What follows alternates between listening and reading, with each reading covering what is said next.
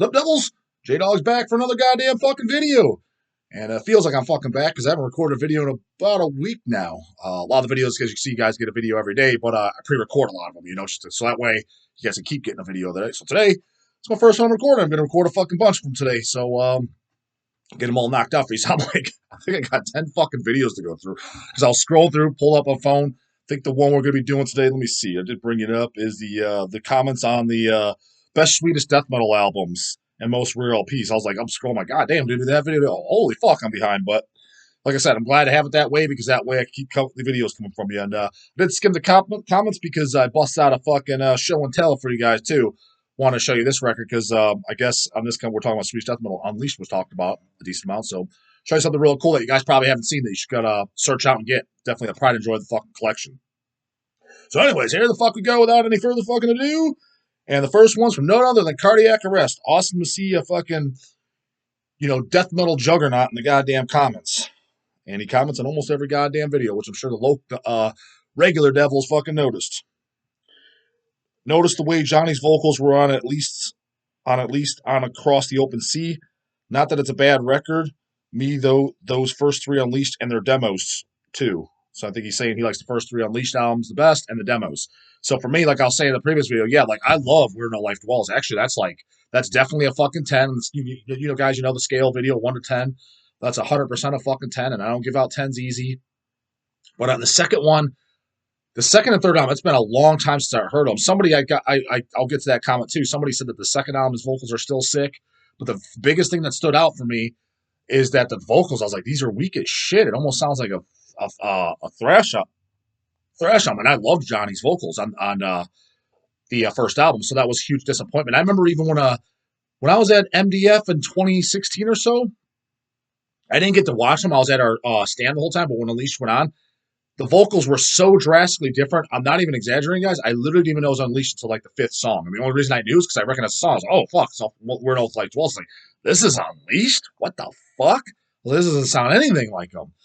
Now, I will say this, because Athnar, Jamie, he likes a lot of albums by Unleashed and stuff like that, like mid-tier ones. I think he says there's some he doesn't like. There's a couple later ones he was telling me about, and I was playing cards at his house one time, and he put on a later one. I'm like, this is pretty good. It's like, what album's this? I don't know this. So they probably do have other gems in the catalog.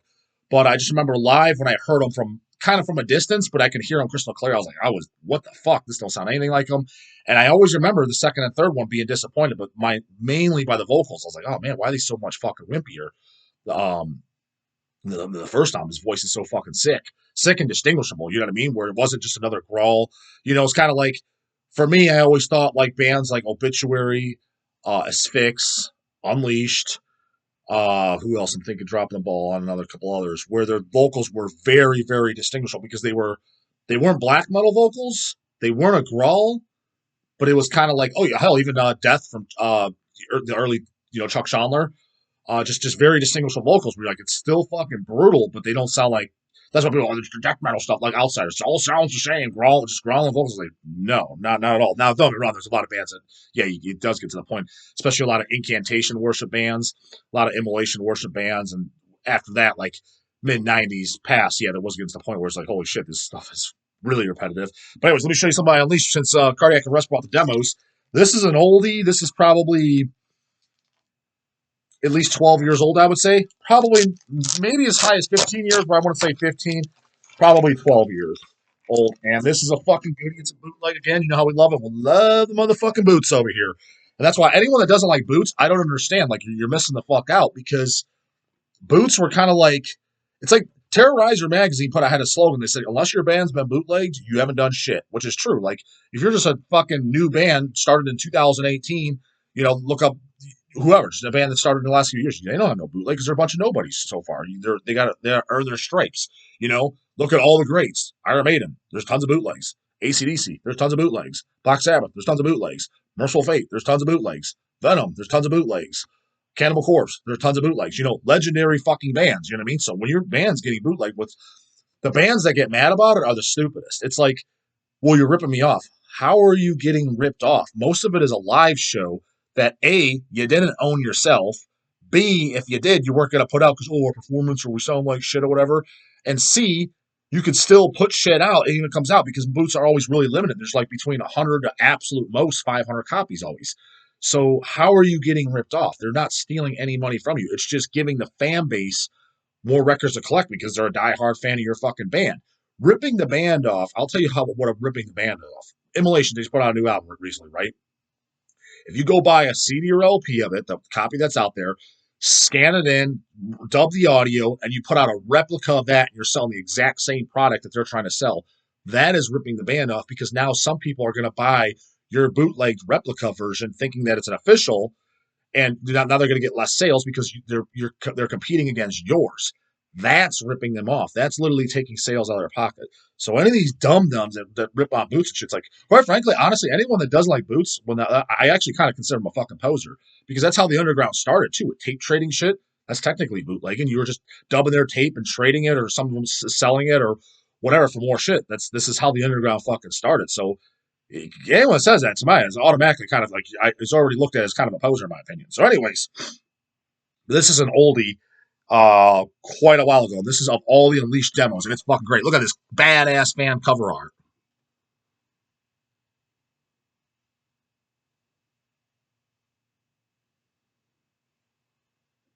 Title of the LP is Utter Revenge. There's no insert in it, nothing like that. Double LP. Backside, it's the Utter Dark demo 1990, Revenge demo 1990, the Dark One 1990 promo, 1991 tour live demo, and that's it. 4 sides, A, B, C, D.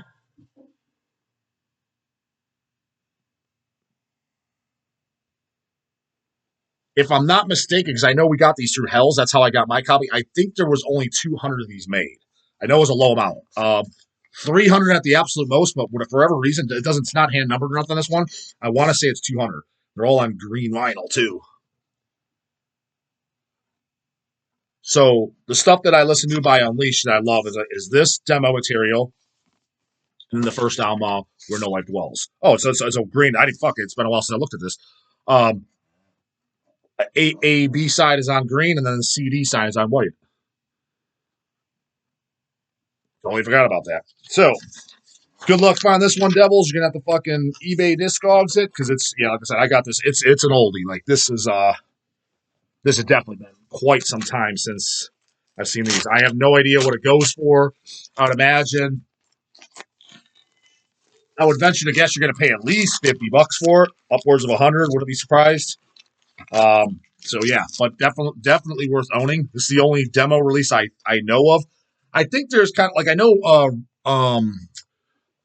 Central Media and shit put out like one of the demos or so as bonus on like Where No Light Dwells reissues, and I think there was something with demos that just looked very commercial and trendy. I like how that looks like actual like the cover art and shit. It looks like something that would have came out in 1990. You know what I mean? But the posers over fucking Central Media, they don't know because they don't listen to shit, so they just put out whatever. So I don't know of any other official version or any other boot versions of the demos. That's all I know of, and I think that would be a hard one to top because it literally looks like it's the demos on vinyl, obviously, literally, but looks like something that came out in 1990 that would have when it would have came out. So it really has a good feel to it too. Anyways, that was one goddamn comment, 8 minutes worth. This is about the same topic though. What he said from AD. Headland's vocals were noticeably weaker on the third Unleashed album, so it sounds like the second album is they're not weak. He still had that monstrous dry throated growl in the second album. Yeah, like I said, I got to go back and listen to second and third. I mean, apparently some mid-tier albums because I can't remember which one Afnar played me, but I liked it. So, but yeah, it's been the second and third for sure. It's been a long time since I heard them.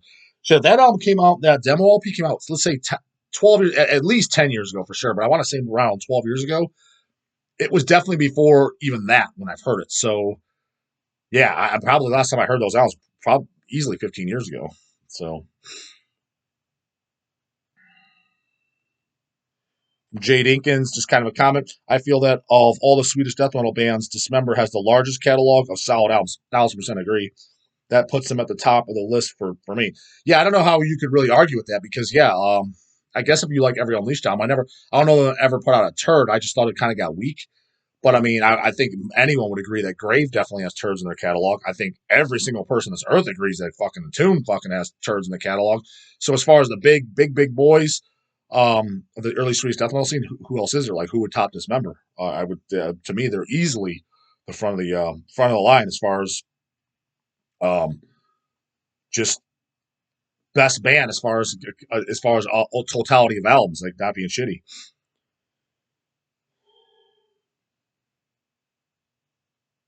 And this is, oh, he does have a question here too. From Gray Area 51. Yo, Jordan here. Changed my MOD name. Anyway, you are absolutely right about Johnny's vocal change after the first release. So it sounds like in a second. I saw the Crown open for Cannibal Corpse on the Massacre of Death Tour 2000 with Diabolic and Hate Eternal. That's when I first seen them too. With Cannibal Corpse. Yeah, I was with Diabolic and Hate Eternal, and they were fan-fucking-tastic. Diabolic and Hate Eternal are both fucking great too, especially the early shit. They fucking killed it. Love the Chronogia shirt too. I've talked to Brian a couple times on social. Great band. Love the rare picks too. Keep the killer fucking videos up, bro, and get those gains. Also, has Hell's ever considered reissuing Ohio's Decrepit releases? Either Acrimonium or the demos. Yeah, try to keep that one a little brief. Yeah, Decrepit Acrimonium and the CD Creation of Sin, which is basically their two demos on disc. I'm a huge fan of that stuff. If any of you devils don't know, there's from Cleveland, Ohio, there's a band called Decrepit. Highly recommend going and check them out. They just did, yeah, there was this one CD called Creation of Sin. There's just two demos in there. It's kind of like sold as for years before paying attention. I just thought it was a first full length album because it kind of just comes off that way when you have it on there. And then they have a second disc, which is it's one kind of in between full length / EP. It's just like just under 30 minutes, if I'm not mistaken. Maybe it's like 26, 27 minutes. They did that, and then that's it. Then they have a couple other miscellaneous recordings, like a cover song here and there that I have on a CDR, unreleased. I think there's an unreleased song I have on CDR that Dwayne or yeah, I think I did get from Dwayne, or I think Matt Sorg maybe gave me a disc too. Something one of those guys. Definitely Dwayne gave me one that that's a track here and there that's unreleased. But anyways, yeah, Hells was talking about doing Decrepit, but I'm not going to get into details. I don't want to piss anybody off, but just unreliable. I mean, literally like years to get materials and just like, hey, like let's do it. And there's just, yeah, I got to go through my stuff, and just years and years go by, and it's just fucking forget it. And then Redefining Darkness, he's he's doing it. I know he did do a kind of like a replica tape of was it the Hymns of Grief demo? He did that, and I think he's supposed to be putting one of them out as a 10-inch or both of them as a 10-inch, something like that. And he literally told me about that when I first fucking met him. And I've known him for, shit, what was that? 6 years ago? 7 years ago? And it still hasn't come out. And I even told him, I was like, good luck with that, man. We were supposed to do so. Yeah, I know. They're a pain in the ass to work with. It just makes no sense. It's like at this point, guys, just let us do it. You know what I mean? Like as far as just, you're not getting us anything. We're just going to scan the CD and fucking take the audio from the CD and put it as an LP, have it mastered, everything. Like we'll just let the professionals take care of it because it's never going to happen. You know what I mean? We're talking about this. I mean, fuck, we talked about doing that over 15 years ago. It's literally to this day still not out. And like I said, other labels tried doing it. So yeah, we'd love to have it. And I'm not pissed off or nothing, but just a little annoyed just because I'm a huge fan of that Decrepit stuff. I would like it to come out. And it's like what are you waiting for? Before you know it, you're going to be fucking dead. Time flies. You know what I mean? As we can see, lots of people fucking dropping dead left and right. You see how fucking short life really is. So keep on waiting, and it'll never happen. From Life Eternal, his kind of question is, do you use the Discogs app on your phone? It's by far the easiest way to organize your collection. I do not. Dude, anything like that involves the phone, I fucking hate. Obviously, I'm reading it's kind of being a hypocrite. I kept saying reading this off as my phone. But when I hear the word app or download, those are my two most hated words on this fucking earth. Especially on the phone. Like anything computer related, I try to do on my laptop just because I don't know why anyone likes these stupid ass fucking things, especially dealing with computer. I mean, I understand it for making a phone call, the thing it was meant for. But all those computer shit on your phone, like people place orders on phone, and like I've never ordered anything on my phone in my life. It's just kind of like because it's like, dude, I got these big ass fucking Fred Flintstone fingers and shit. Like you got this small buttons to type, and you got to squint to see it. The screen's small. Like I want to make sure everything's done properly and stuff with a keyboard. Like I don't know. I don't know why anyone prefers these damn things. I literally wish and I've said this before, I wish technology stopped, just came to a screeching ass fucking halt, never advanced a single thing after the year 2005. We'd be on, the cell phones would exist, but it'd literally be a flip phone, nothing else. If that happened, I think that would solve a lot of world problems. I really do. That's part of the reason why, like, the younger generation and people in general are so fucking lazy, is because they're used to, like, it's not like the old days, especially like say the 1800s and shit when you actually had to do physical labor. Now everybody just wants to sit on their fucking ass and do nothing because everything's just kind of like at your fingertips. Just type it, or you know what I mean. Like that's what I believe. I think we're going backwards in this fucking world. But whatever. You know what I mean? So yeah, I hate these goddamn phones personally, but they're kind of a necessity at this point. You got to use them to some extent, right? Yeah, where the fuck did I leave off? Goddamn it. From Human Brisket. Hey, hello, J-Dog. Love the channel and persistency. Is there any albums you had to buy more than once? For example, you lost a copy or lent a copy out and never got it back? Yeah. I shouldn't say it like that. Nothing extensive, like less than 10 of mine total time, so a low amount. But like I'm missing I think it's the first Empatego album, Ultimo Mondo Cannibal, or is it Horde the Zombies? I'm missing one of them. I think it's the Ultimo, the first album. Fucking brought it in back when we did our releases for what did he need something from it to do a layout. And I think I gave it to Craig or whatever when he was working for us, and he had to rip something from it. And then he's like, "Well, I gave it to Eric." Long story short, I lost, nowhere to be found. I'm like, that's exactly why I hate bringing my shit in, guys. My personal shit. Don't have it to this day. I mean, I have the LP still of both, but my actual CD of it, that's an example. And it's just like, oh, everybody's just playing shit. But I don't know. I gave it to Eric. No, I never had it. That was Craig. He ripped it. And it's like, and now I don't have it. That shit, yeah, that's happened. Just magically grew legs and fucking walked away. Thanks. Fuck me. From my abhorrent spawn 666. Hey J Dog, do you still buy CDs, or are you pretty much vinyl exclusive these days? I love vinyl, but sometimes it's expensive and or hard to find certain releases. Also, CDs are super convenient because I can rip them and put them on my phone so they don't get fucked up. Oh yeah, I buy just as many CDs as I do vinyl. I mean, some more recent CDs I got were.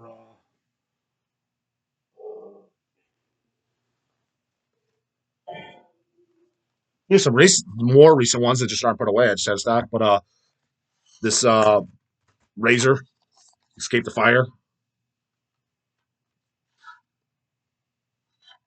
That's a great fucking disc. This is put out by High Roller Records, and then also there's a Relapse version. So it's cool. It has a demo on there, so I wanted that. The Razor Armed and Dangerous. Like especially with EPs when they add something to it. Sometimes it feels like when you put something on, and it's like 3 songs. Like god damn it, especially on the exception of 7 inches. That's kind of like make an effort, like okay, I'm gonna be listening to 7 inches for the next couple hours. You're gonna be flipping them over, right? But when it's a CD or something, it's kind of like it's nice when, especially that to be a first release and demo, like to put on there. Like I guys told you about Gruesome Stuff Relish. It's a newer one, not the newest album, but a newer release. That's a see that. And I keep telling you guys about Pharmacist. Here's my CD copy. So those are more recent ones, the last couple months, and I got a bunch of others. As a matter of fact, I got a bunch at Hell's right now, probably about 8 to 10 discs that I haven't brought home yet. They're just sitting by the stereo. I listen to them that I got. So yeah, no, I still get CDs 100%. Yeah, they're convenient and I like them, and not everything comes out on vinyl. And honestly, my thing is too is like it's kind of weird. Like I buy a vinyl for something I really really like a kind of like a favorite band type thing. If it's kind of like I like this, and I just kind of want to jam it, but I'm like not like in a sense collecting the band. I don't know. It's hard to explain it because I'm trying to think of an example. Like let's say a band like Black Sabbath or whatever. Let's say they're doing a new actually because I actually did like, which is kind of old now, the Black Sabbath, that 13 album. I actually did like that album, believe it or not. I know some people hated it. They said Ozzy's vocals sound like shit or whatever. I actually like the album. Something like that, I wouldn't. Actually, I think I do own an LP of it. So maybe, but anyways, that's a good example. Like I probably would just buy a CD. I'm like, it's not something I really like trying to collect. I don't know. Does that make sense? But I like ironically, I think I do own an LP of that. But some of that caliber, like if a new Iron Maiden put out an album that I liked, I haven't liked. I think the last Iron Maiden album I liked was Brave New World. But I think that's I just own a CD, for example. Just I don't know bands that I'm not like. I'm collecting them in a sense because I'm getting a CD, but it's just like I don't know. It's not like it's Exhumed or Hemorrhage, where it's like I want to own a vinyl. I guess I'm just I don't know. I kind of like to commemorate fucking death metal and black metal extreme shit. I don't know when it's kind of something like that where it's like Sabbath or Maiden or something like, yeah, I like this shit, but I was like, I kind of don't need to like commemorate, even though I do own vinyls by that band. So I don't know. It's maybe I didn't explain it well. I don't know how to explain it, but yeah, I do buy CDs. But sometimes it's just like what I'm trying to say is sometimes I just kind of prefer a CD in general. You know what I mean? Much as that probably doesn't even make any fucking sense. Don't know how to put it into words, but tried the best I could. God damn it. Uh, from Goatman, great video, brah. Any stories of weird things you've seen at shows? Weird things I've seen at shows. Weird things. I guess that's what you define as fucking weird. I mean, maybe as Bud Burke fucking puking on stage, forcing himself to puke for Exhumed shows. I thought it was fucking cool. I didn't think it was weird. Um, Dave Manacor, I got him cutting himself on stage. I mean, would that be considered weird? I mean, an outsider coming in probably consider that pretty fucking weird, right? I remember the early midnight days, Jamie having those like I don't know if they were they strippers or were they just friends he knew. I don't know. I kind of asked him the story. He told me they're just dancing around with them and shit. So it's kind of like just stripper chicks on stage with them. I don't know if that's weird, but different for you don't see other bands doing it. So I guess out of the norm. I guess somebody may consider it weird. I think so. I guess if you define that as weird or not.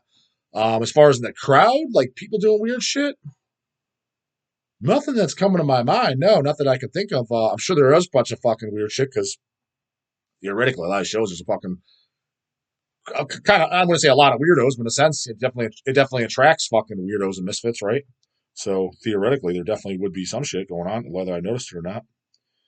From Layla Lover 90, where do you buy your bootleg LPs? Discogs bans their sales, so I can't go there. Generally eBay or like they coming through Hell's. That's actually I think that's probably the only two places, unless it's a personal collection buy too. Somebody knows that, yeah, that as well.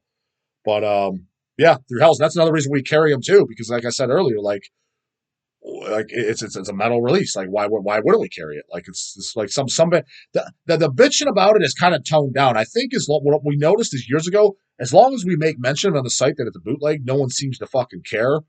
I think that the problem was some people were like they felt kind of shafted, like, oh, I thought this was official, and when they bought it, this is not bootleg. So as long as we called it out, um, then no one cared. Like, but we haven't been bitched at in a while.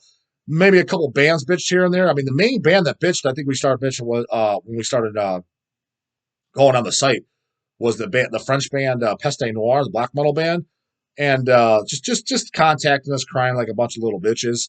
And it's like, first off, dude, I don't even like your band. I didn't even know, and I forget what we even had. I think it was a shirt or something. It was one of those things. Didn't even know it was a bootleg. Like you got it in a trade or something, and it's like, dude, I don't sit there and fucking Dick Tracy police everything. And like I said, I don't even like your fucking band, so I didn't know it was official or whatever. Um, People seem to like your band. I was like, but it's just that very like I could already tell I don't like this guy. I won't like this guy because it's literally like you should just be fucking thankful people like your band. Man, if I had a fucking band and someone bootlegged it, I'd be like jumping for joy. Like I can tell you, like, for example, like Reaper, like if somebody bootlegged Crucified Mortals, he'd be like, holy shit, this is what the fuck? This is awesome. Like, didn't think anyone cared about my band, that type of thing. You know what I mean? Like that's just the way it should be. Like, it's just, I don't know, this rock star mentality, like send me my check, asshole, like that type of thing. Just so ever since then, the band Peste Noir too just stuck in my mind. Like, fuck those guys, bunch of fucking posers that don't know how the underground works. That's what always stuck in my mind about them. So, but they were the last ones I think that bitch. That was a while ago, like just under 10 years ago, maybe.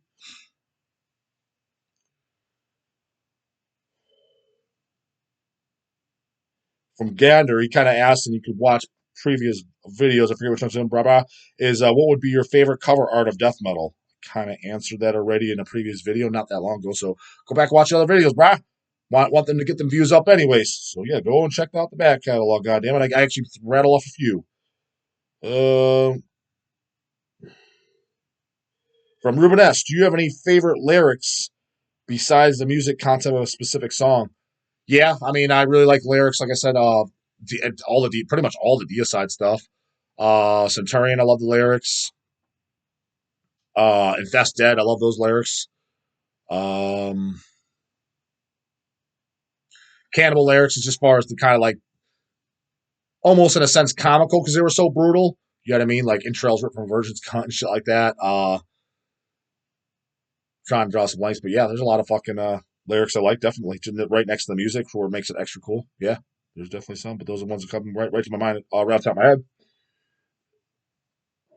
It's got a decent amount of comments here, guys. So I'm definitely, since we're already approaching 30 minutes, which I always like to keep under that, let's search out some questions. So last goddamn question. Goddamn, 2 comments in the fucking same video from cardiac arrest again. He's at the top of the fucking comment list and at the bottom. I know I've been. I know you've been to the Olympia. Have you been to the Arnold Classic? Just thought of that since it's happening this weekend. Yeah, I have been to the Arnold Classic only twice actually. Though in the Olympia, I've been to 7 years in a row, all prior to this COVID shit. Want to go this year too? Probably won't though because it's in December. It's like the week. It's like the week before the weekend before Christmas. Which that's I'm not going to say I definitely won't go, but that doesn't just jive too well for me because like hell's that's our busiest time of year. Then there's all the family shit the following week. It's just really fucking busy time, so it's gonna suck dick. We usually it was in September. We'd fly out to Vegas. Plus, I mean, Vegas in December, from what I understand too, is kind of chilly, so it's kind of won't be as enjoyable time. So I don't want to go when it's fucking cold. You know what I mean? I want to go when it's nice out. You're walking around fucking in and outside the casinos and all that. So, but the Arnold I've only been to twice. It's always in March, and I haven't gone in quite some time.